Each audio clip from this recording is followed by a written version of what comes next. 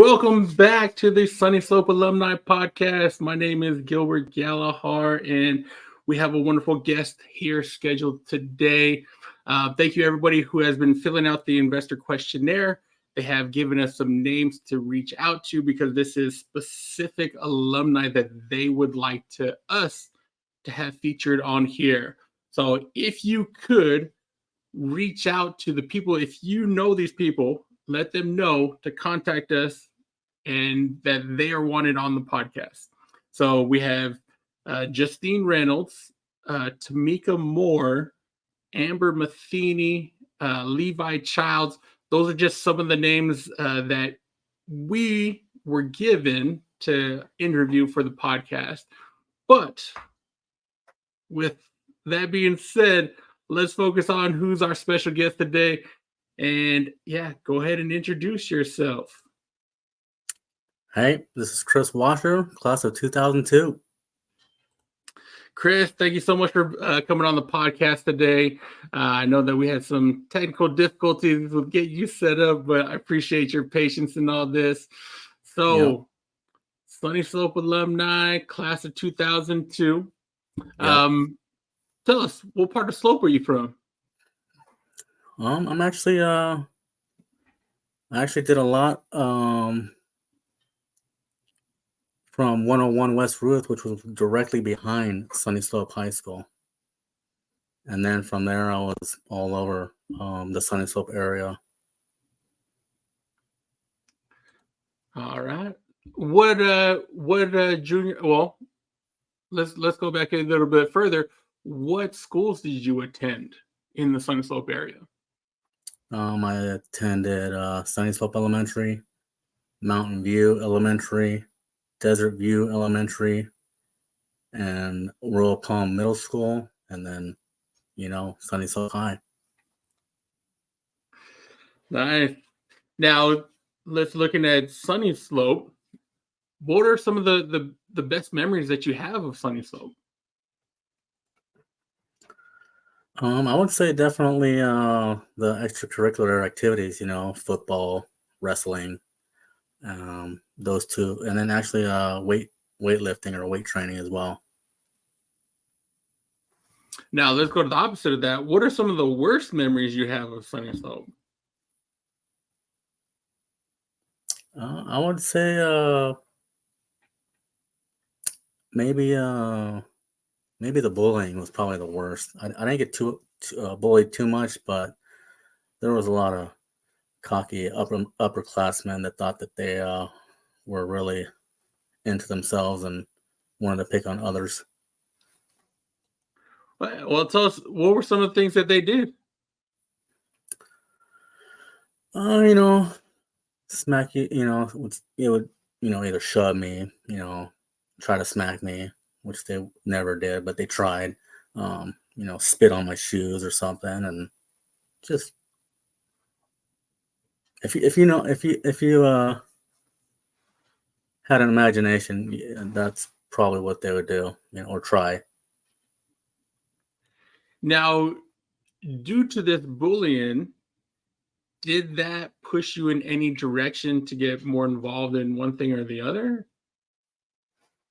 Yeah, I actually took really heavy into weight training and trying to bulk my body up and make myself appear bigger than the shy kid that I was.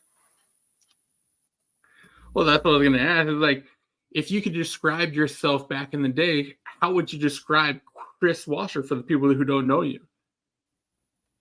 Well, back in the day, I kind of was a shy and to myself kid. Didn't really wasn't very outgoing. Wasn't like I could never like go to somebody and start a conversation or anything like that. And I was actually a kind of heavier kid too, so I got picked on for my weight. And I took to weightlifting and lost some weight, gained some muscle, and it was good.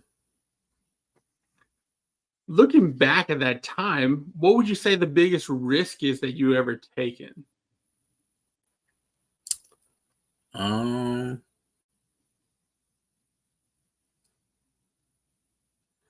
I can't even say it. I mean, I came from a very strict household, so I kind of didn't do much to get myself in trouble. So I don't think I took very many risks. Is there any favorite classes or favorite memories that you have outside of sports and extracurriculars? Uh, Actually, yeah. Um, Mr. Deaver's class. I think it was history class, and that was probably the one class that kind of took me out of my element and my comfort zone, because on, I think, Fridays, or maybe even every morning, we had to have current events, and we um, expressed those current events in the front of the class. So that was kind of very hard for me, and yeah, I think that kind of brought me out a little bit. And Mr. Deaver was a pretty cool guy himself, and had snacks, and so that was a very fond memory. Now, looking back, who would you say that your group of friends were, or who did you hang out with? What was the crowd that you're involved in? I don't.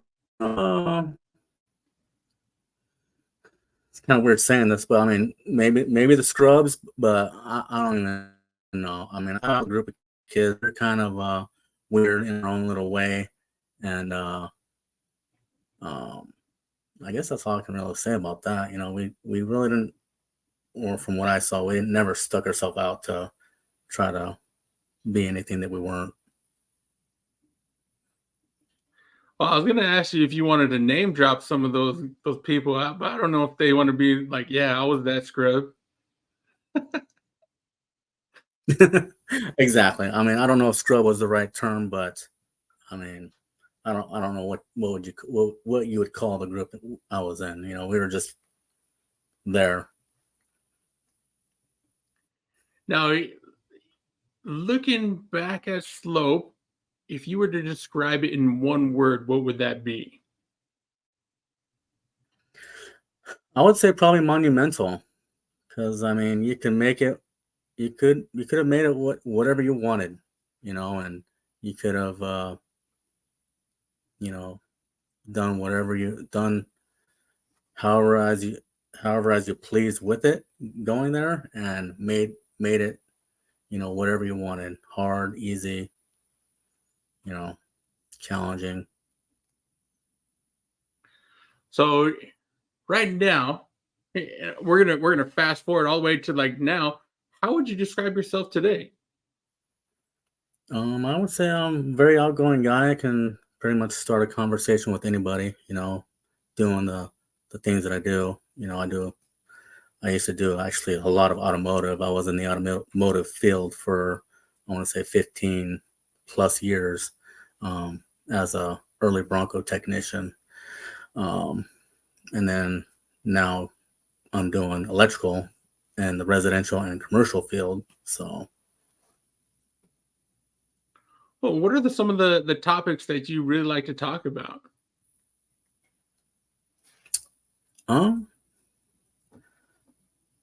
I don't know. I mean, I guess one topic, kind of putting this out there, is a lot of people don't know this from going to school. Is I actually was in several foster homes growing up as a kid.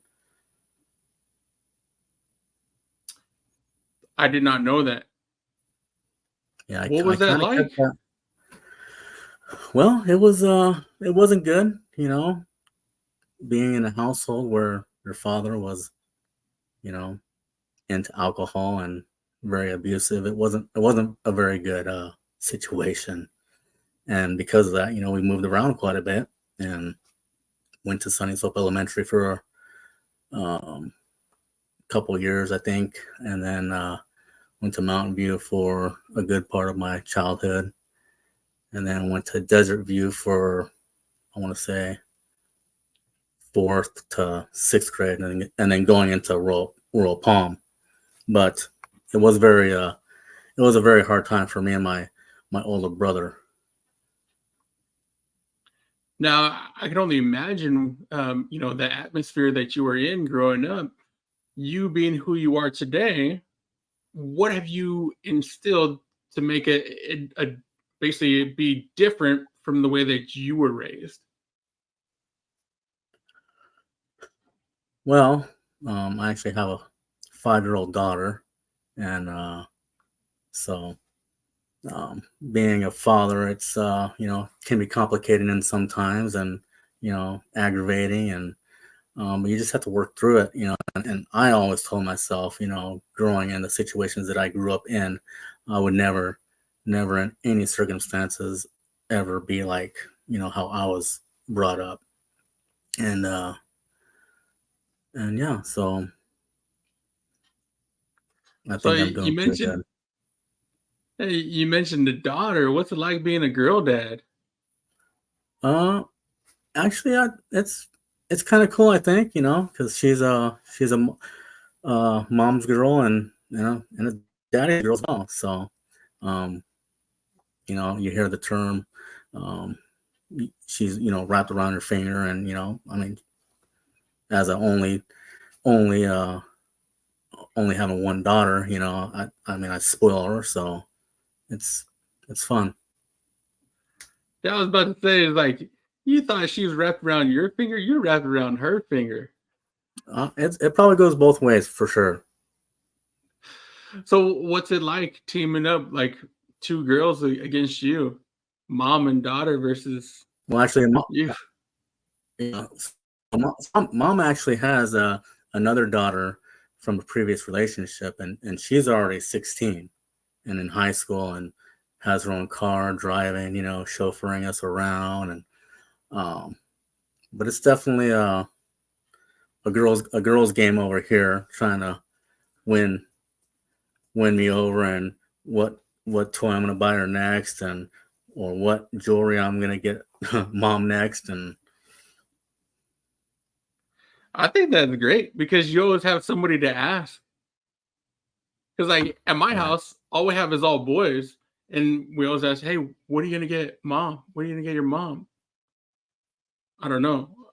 We go to the store and we ask random women what they would think that our mom or wife would want. right. I mean, yeah, So I mean, in that sense, it's not hard because you've gotten her so much, and like there's certain things in in my household that I can't get because I have a cat that wants to eat everything, so I can't get flowers because he wants to eat all the flowers, and it's just a weird situation.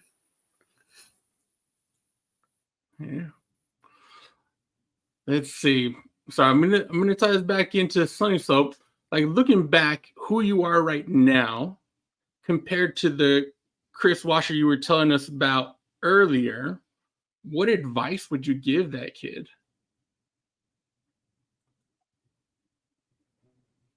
I would just keep your head up for sure, because good things are bound to happen, and don't bottle stuff up, let it out, talk to somebody.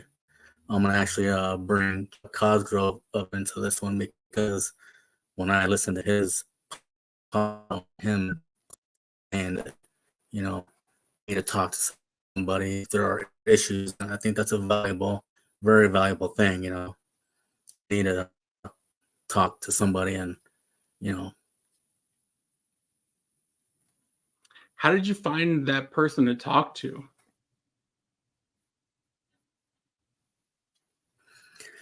actually, I didn't have a person when I was kind of going at it. I just had myself, and so I bottled a lot up. I bottled it up, and I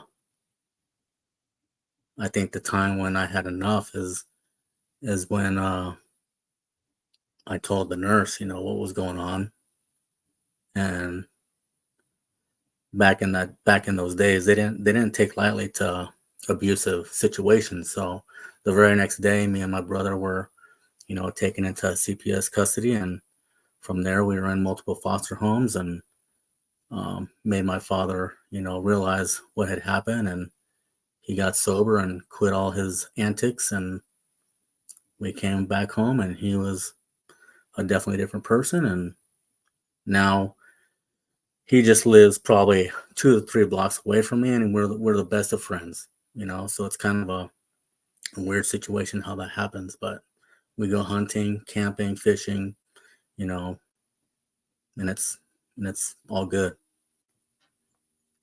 See, I think that's amazing because a lot of the when we reach out to the fellow alum, a lot of them do not want to share their story with us because they feel like, oh, I don't have anything interesting to share.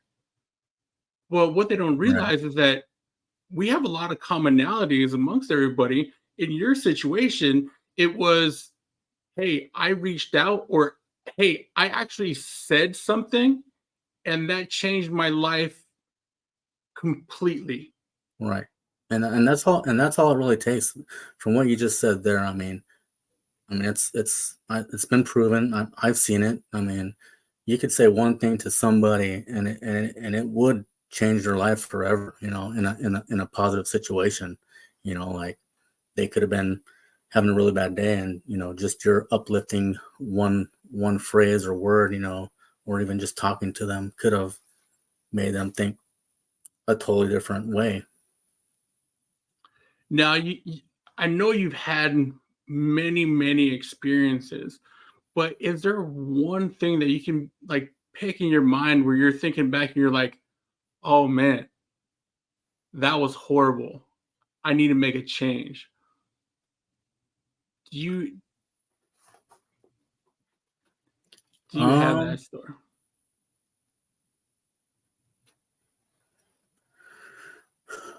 I don't know. I think maybe when I was really, really overweight, and I was, close to 240, 250, just not not doing really good, and just going down that bad path of just eating and having food be my comfort, and I was like, I can't do this. So I actually went and involved myself into a gym, and probably went there for a year, and lost 40, 50 pounds, and I was actually under 200 pounds. So that actually for me was probably a life-changing spot in my life. Now, over the years, obviously, I would come to some of your wrestling matches. You've had one of my favorite wrestling matches I've ever seen, and it was mainly because of all of the pre stuff, like the pre build up to it. Like the guy was over there, and he was all all buff and all that, and you're just like, man, I got this guy. I got this guy, and you manhandled him, and his dad was like all upset. Right. Other than that one, or even if you want to go into more detail on that one, are there any other like sports moments that you're like some of the greatest moments that you had? Well, I took to football and wrestling pretty hard, and um, kept my grades up as well as I could to stay involved with the sports. I do have a couple of times where in football, I was on special teams, and we were doing a punt return, or I don't even remember what it was, but um, we kicked the ball, and I made like an extraordinary tackle on a person, and like I must have hit him really really hard, and because the crowd got really really active when I did that, and so that was kind of a fun point in football. And then in wrestling, I think I probably took to wrestling a lot harder than football, um, just because when I went into wrestling, I within the first probably 5 seconds to 10 seconds of the match, locking up with the other opponent, I could tell if I have the match right, or if it would be a a good competition, and a lot of the times, I within that first couple seconds, I knew that this guy's going to be a goner and he's going to get pinned, So I'm going to ask you some rapid answer questions. Okay. All right. Who is your childhood celebrity crush? I would say April O'Neil off the Ninja Turtles. If you were going to trade places with one person for a day, who would that be? I would say the Incredible Hulk. What's one of your guilty pleasures? A guilty pleasure. I love ice cream. What's the best compliment you've ever received? You're very how would I say this? You're very handy at your craft. What's one thing that never fails to make you laugh?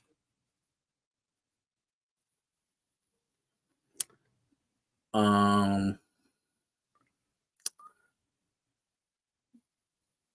don't know. I'm ticklish, so I mean, getting tickled by my 5-year-old will every time makes me laugh. Tell us something that we don't know about you.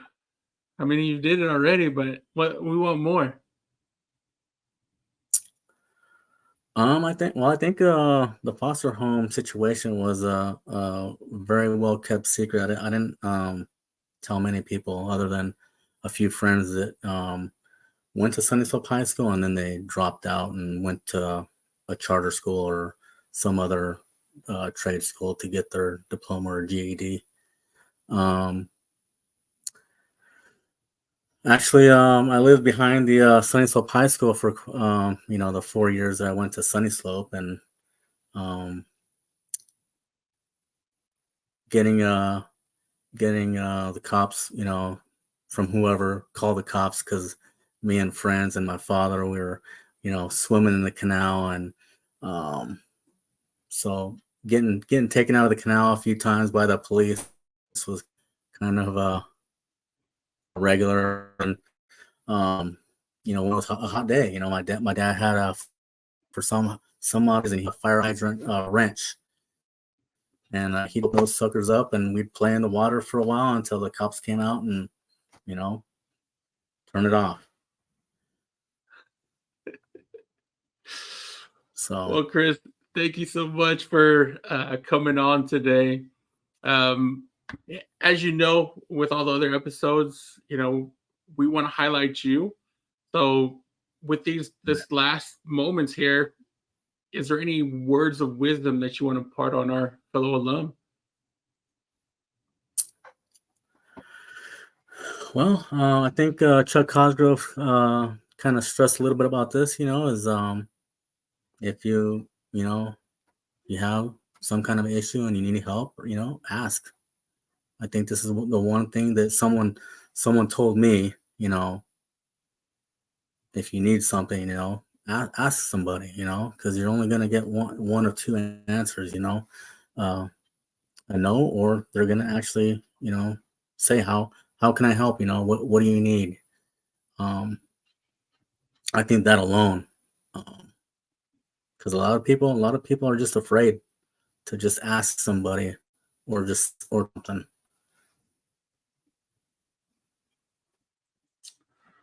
Thank you so much for those words there. You heard them, everybody. If you're afraid, then something has got to change. Right? Yeah. Thank you all for listening in to the Sunnyslope Alumni Podcast. Please continue to chime in, fill out the investor questionnaire. Let's get your episode scheduled. Yeah, that's it. Slope wins every day.